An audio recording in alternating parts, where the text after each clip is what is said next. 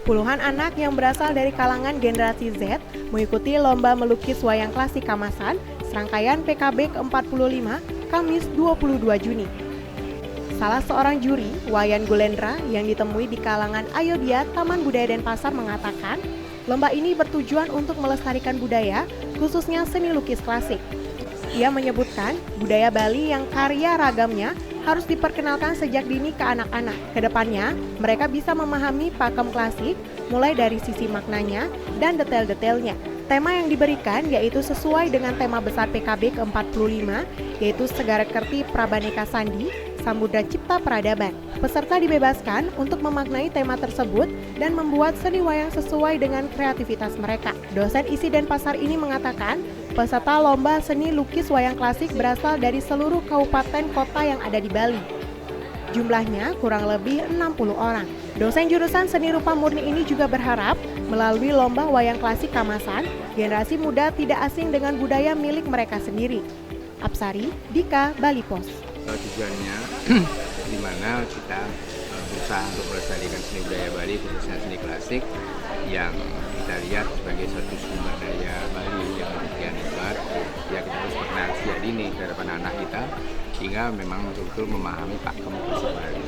Sehingga dari sisi maknanya, detail-detailnya itu memang dari sejak ini mereka dilatih begitu. Jadi ada lain adalah satu untuk kepentingan pembinaan, yang kedua adalah pelestarian nilai budaya khususnya seni wayang klasik. Sudah lombanya satu sesuai dengan tema yang ada, berbicara tentang samudra segala itu. Kemudian kedua, pakem wayang Kamasan sebagai wayang klasik itu ada sendiri aturannya, baik di segi konturnya, ya bentuknya, warnanya dan sebagainya. Kita maksimal sekitar 50-an, 60-an ya, dari 60-an. Mudah-mudahan 60 hadir semua gitu ya.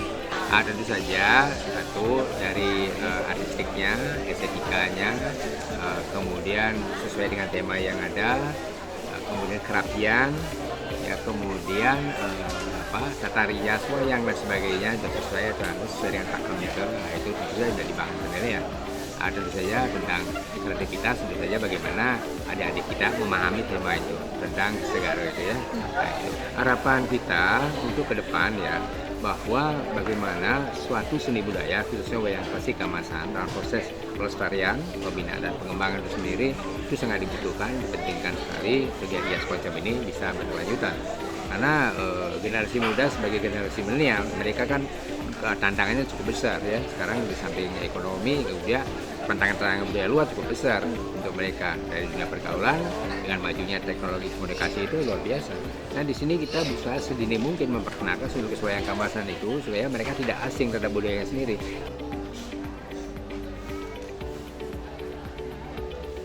Kalau sekarang itu kan mereka lebih pragmatis, ya. Bagaimana momen yang sangat berharga untuk mereka untuk menjadikan dirinya kembali kepada jati dirinya sendiri.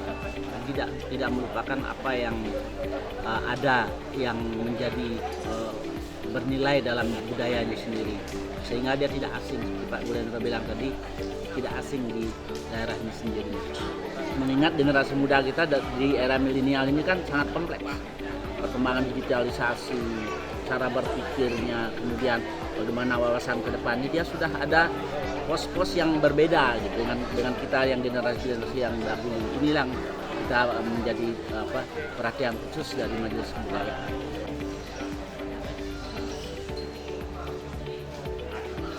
Nah, berkaitan dengan lomba melukis wayang klasik ini, yang perlu kita perhatikan dan juga untuk kedepannya, bahwa dulu kita ketahui bahwa dalam melukis wayang klasik adalah suatu memerlukan proses yang cukup panjang.